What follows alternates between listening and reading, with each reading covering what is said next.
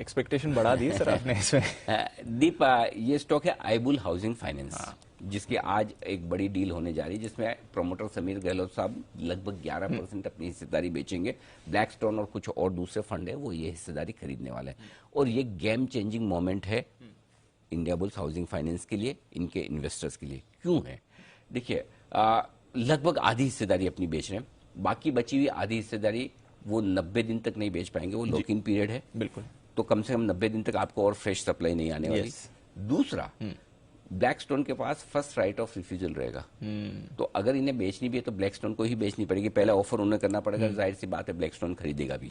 Correct. सो इसके बाद क्या होगा? इसके बाद नेक्स्ट स्टेज में ये हो सकता है कि समीर गहलोत साहब डी क्लासीफाई हो जाए प्रमोटर, वो एज ए प्रमोटर नहीं रहेंगे, क्योंकि फिर प्रमोटर आपके फंड्स हो जाएंगे, प्राइवेट इक्विटी फंड्स हो जाएंगे, तो प्रमोटर में बदलाव होगा, और ये बदलाव इस कंपनी के लिए सबसे बड़ा है। पहले मैं आपको है ना एक बार जल्दी से लेवल्स बता दूं जी, ताकि पहली चीज, अगर आप इन्वेस्टमेंट के लिहाज से साल भर के व्यू के हिसाब से खरीद रहे हैं तो 225 रुपए का आपका स्टॉप लॉस होगा साल भर के व्यू के लिहाज से। 225 रुपए के नीचे बंद हो तो ही आपको तनाव लेना है।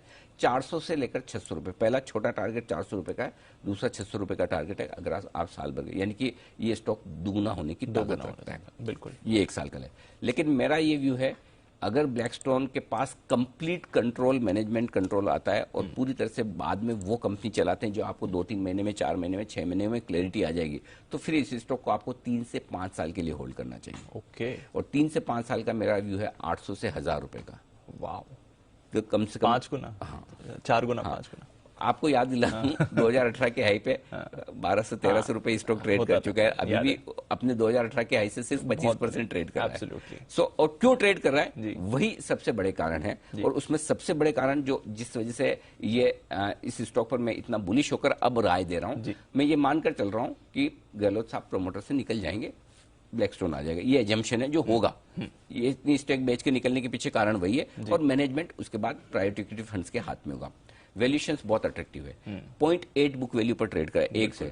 आज ढंग की हाउसिंग फाइनेंस कंपनियां 1.4 से 1.8 बुक वैल्यू पर ट्रेड करती है, और आइबुल हाउसिंग फाइनेंस जैसी साइज की कंपनी है तो वो दुगने पे ट्रेड करनी चाहिए। तो सबसे पहली चीज, वैल्यूएशंस बहुत अट्रैक्टिव है। दूसरी बात, जब प्रमोटर्स नए आ जाएंगे तो उसके बाद इसकी जो ये उधार लेते हैं, बोरोइंग कॉस्ट, फाइनेंस कंपनियों का बिजनेस ही है, उधार लो उधार दो, वो कॉस्ट बहुत तेजी से घटेगी, और वो 5% के आसपास भी आ जाए तो बड़ी बात नहीं है। और अगर ज्यादा रही तो ब्लैकस्टोन खुद पैसा डाल देगा कि हम 7-8-10% पे बोरो करें, उससे बढ़िया मैं डाल दूं। उनके पास पैसे की थोड़ी कमी है, बाहर के बाजारों में 0% ब्याज पे पैसे मिल रहे हैं। बिल्कुल correct. So cost of borrowing जैसे कम हुई तो तीसरी चीज जो होगी, इनकी कमाई तुरंत बढ़ेगी। जो आज 6-7 के पी मल्टीपल पर आरओई पर ये कंपनी आज परफॉर्म करती है, 11-12 का आरओई आपके लिए आराम से आ सकता है। तो आपके लिए कमाई तेजी से बढ़ेगी कॉस्ट ऑफ बोरोइंग कम होने की वजह से। इसके चलते दी पी मल्टीपल का एक्सपेंशन होगा। जो पी मल्टीपल बाजार आज इनको दे रहा है, जो वैल्यूएशन दे रहा है, वो एक्सपेंशन होगा। तीसरा, कॉर्पोरेट गवर्नेंस पी फंड के साथ बहुत मजबूत होती है, बेहतर होती है, उसकी एक प्रीमियम मिलती है, वो मिलेगी।